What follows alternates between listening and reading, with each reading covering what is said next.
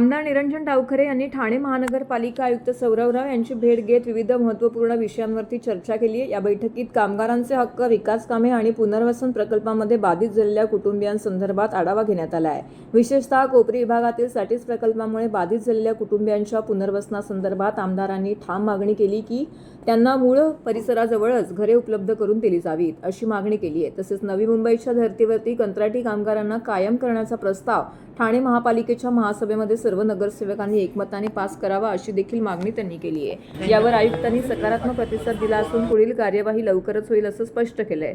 सर्व विषयांवरती सकारात्मक चर्चा होत असल्याचं आमदार निरंजन डावखरे यांनी सांगितलं। या बैठकीत गटनेते मुकेश मोकाशी, नगरसेवक भरत चव्हाण, नगरसेवक संजय वाघुले, नगरसेवक नारायण पवार तसेच पदाधिकारी, कार्यकर्ते मोठ्या संख्येने उपस्थित होते।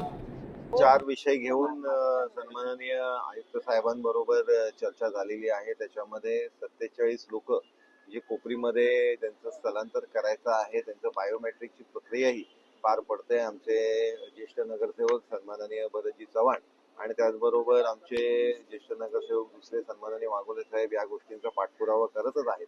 आणि या लोकांना कुठेतरी दूर अशी घरं न देता जवळच त्यांना कोपरी भागामध्ये जर प्रामुख्याने घरं भेटली पाहिजेत, ही सगळ्यांची त्यांची मागणी आहे।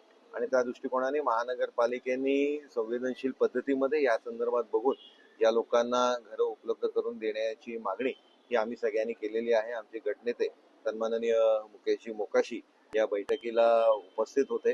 त्याचबरोबर संभाजी महाराजांचा पुतळा हा ठाण्यामध्ये झाला पाहिजे या संदर्भातली मागणी ही सकल मराठा समाजाची सातत्याने राहिलेली आहे आणि त्याच्यामध्ये जागाही आयडेंटिफाय झालेली आहे।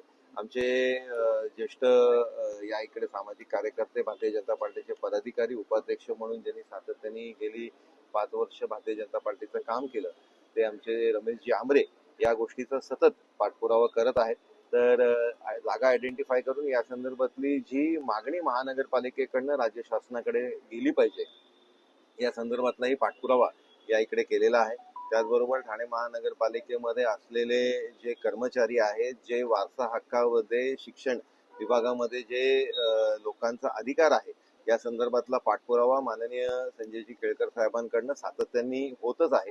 त्या संदर्भातला या अधिवेशनामध्ये 97च्या अल्पकालीन चर्चेमध्ये मी हा विषय उपस्थित केला होता आणि त्याचाच एक फॉलोअप म्हणून या इकडे आज बैठक झाली आणि त्या लोकांनाही न्याय मिळवून देण्याची भूमिका ही महानगरपालिकेने आणि आयुक्तांनी केलेली आहे। संबंधित विभागाच्या सर्व त्या तिकडे असलेल्या अधिकाऱ्यांना या संदर्भातले स्पष्ट आदेशही दिलेले आहेत।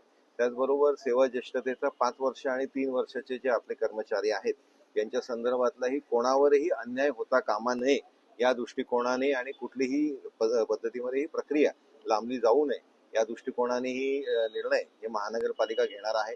कारण दोन्ही कर्मचारी जे आहेत ते महानगरपालिकेचेच आहेत, आपलेच आहेत आणि या संदर्भातलाही पाठपुरावा माननीय केळकर साहेबांच्या माध्यमाने सतत हा महानगरपालिकेच्या माध्यमाने झालाय। 91 पासनं हे विषय प्रलंबित आहेत, तर या विषयासंदर्भातली भूमिका यांनी या संदर्भातली निर्णय प्रक्रिया ही महानगरपालिकेने त्वरित घ्यावी आणि कुठल्याही कर्मचाऱ्यावरती अन्याय होता कामा नये या दृष्टिकोनाने निर्णय घ्यावा, अशी मागणी आम्ही केलेली आहे। साहेब, कंत्राटी कामगारांच्या देखील अनेक समस्या आहेत, या संदर्भात देखील आयुक्तांशी आपण चर्चा केली, काय आता सांगा? ठाणे महानगरपालिकेमध्ये काम करत आहे।